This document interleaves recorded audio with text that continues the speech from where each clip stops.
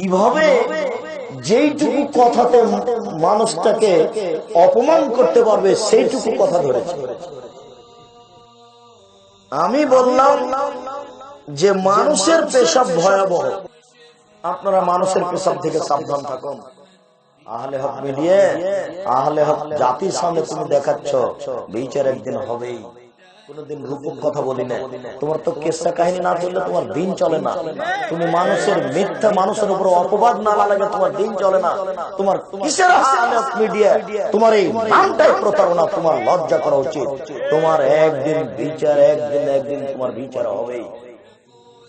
Zakir নায়েকের lecture cutting করে অপপ্রচার করা হচ্ছে।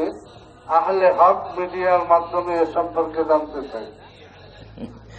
নাম দিয়েছে আহলে হক মিডিয়া, নাউজুবিল্লাহ মিন যালিক। মানুষ যদি দুনিয়াতে প্রতারক হিসেবে দেখতে চায় তাহলে এই মানুষগুলিকে দেখতে পারবে যে প্রতারক কাকে বলে। আর এদের যে বিচারের মাঠে কি বিচার হবে, আল্লাহ সামাদ। আল্লাহ এদেরকে এত নিম্নমানের করে সৃষ্টি করেছেন, ওদের ভাগ্য। কিভাবে যেইটুকু কথাতে মানুষটাকে অপমান করতে পারবে সেইটুকু কথা ধরেছে, আগে পিছে ধরেনি। আমি বললাম যে মানুষের পেশাব ভয়াবহ।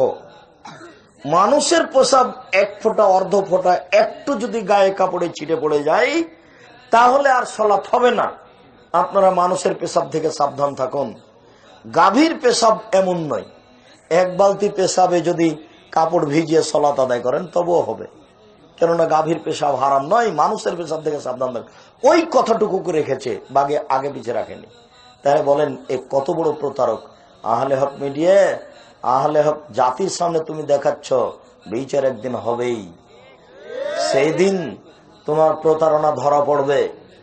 তোমার নাম রাখাতে লজ্জা করা উচিত। প্রতারক, একদিন তোমার বিচার হবেই। প্রতারক, তুমি সাবধান থাকো। মানুষকে এইভাবে জাতির সামনে অপমান করা, খাটো করা ঠিক নয়। তোমার নাম না আমি ঘৃণা করি, তোমার নামটা আমি নিতে চাই না। তোমার নাম আমি নিতে চাই না, জিন্দেগিতে আমি তোমার কোনোদিন নাম নিব না। তুমি অযথা আমাদের পিছনে লাগার তোমার কি প্রয়োজন? বেটা, আমি 20 বছর থেকে মাঠে আছি, 90 সাল থেকে কোনোদিন রূপক কথা বলি না। তোমার তো কেসা কাহিনী না চললে তোমার দিন চলে না। তুমি মানুষের মিথ্যা, মানুষের উপর অপবাদ না লাগে তোমার দিন চলে না। তোমার কিসের আহলে হক মিডিয়া? তোমার এই নামটাই প্রতারণা। তোমার লজ্জা করা উচিত। তোমার একদিন বিচার, একদিন তোমার বিচার হবেই। তুমি মনে রেখো, দুনিয়াতে তোমার বিচার হতে পারে। কেন? তুমি একটা প্রতারক। জাতির সামনে এভাবে কেন প্রচার করছো? কি দরকার? তুমি কিছু দিনের কথা বলো। তোমার যদি কোনো ক্ষমতা থাকে তুমি কিছু দিনের কথা বলে বক্তব্য রেকর্ডিং করে মানুষের সামনে পেশ করো। বলো যে আমি জাতির সামনে আজকে সালাতের আলোচনা করলাম, বলো আজকে জাতির সামনে মদের আলোচনা করলাম। বলো তুমি এগুলো কি করতে এসেছ। সাবধান থাকো, প্রতারণা জাতিকে দিও না, তোমার ধ্বংস সুনিশ্চিত। আল্লাহ তোমাকে রক্ষা করুক। আল্লাহুম্মা আমিন।